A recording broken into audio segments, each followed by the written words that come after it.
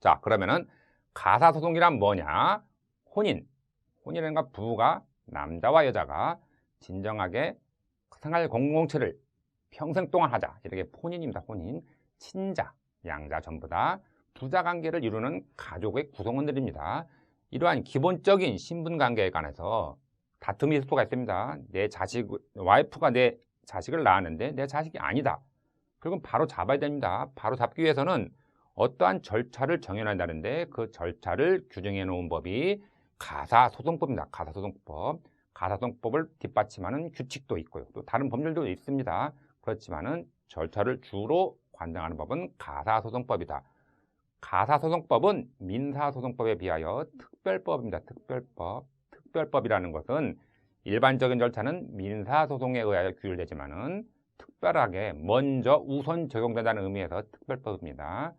가족 간의 분쟁을 민사소송과 같이 다룰 수는 없다. 그래서 특별하게 특별법으로서 민사특별법으로서 가사소송법이 만들어져 있는 겁니다. 그렇다면 소송법에서 어떠한 심판 기준이 있어야 됩니다. 심판 기준. 심판 기준은 실체법. 실체법이 있어야 된다. 실체법. 실체법을 가지고서 판단하는 겁니다. 어떠한 실체법을 두고서 누가 맞는지를 판단을 해야 됩니다. 판단은 민법전 4편과 5편에 있는 법이 친족과 상속에 관한 법률입니다. 결국 민법 4편과 5편, 민법 4편과 5편을 얘기하는 건데요. 민법 4편과 5편을 가족법이라고 합니다. 가족법.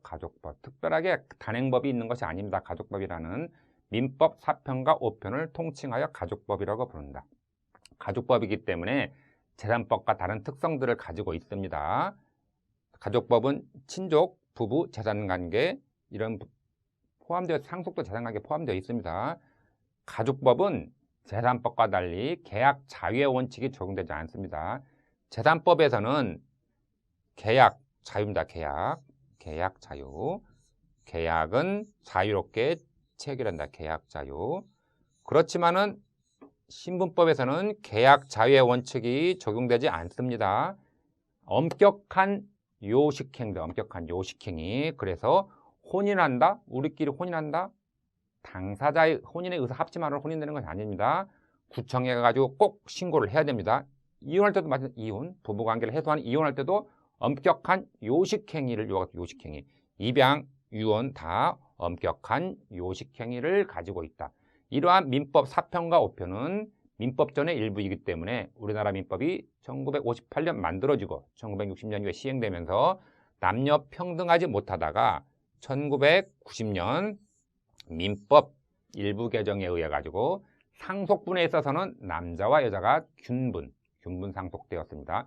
그 이외에도 남녀와 차별적인 요소들을 차츰 없애가고 있기 때문에 최종적으로는 호주제까지 폐지된 상황입니다. 생존부모의 친권 자동부활론 폐지는 과거에 최진실 사건이라고 해서 부부가 이혼했을 때 일방의 친권자가 사망을 했다. 그랬을 경우에 이혼한 전 남편이 친권을 가지고 가느냐?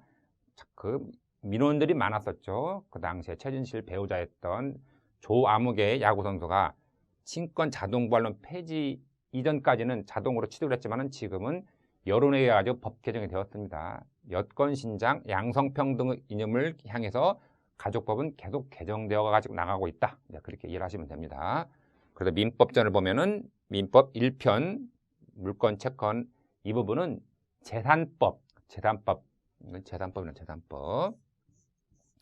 재산법이라고 한다면은 민법 4편과 5편은 가족법이란다. 가족법. 그래서 친족과 상속법. 각 구체적인 법들은 가족법, 혼인, 부모, 후견, 친족, 부양으로 구성되어 있고요. 상속법은 상속과 유언.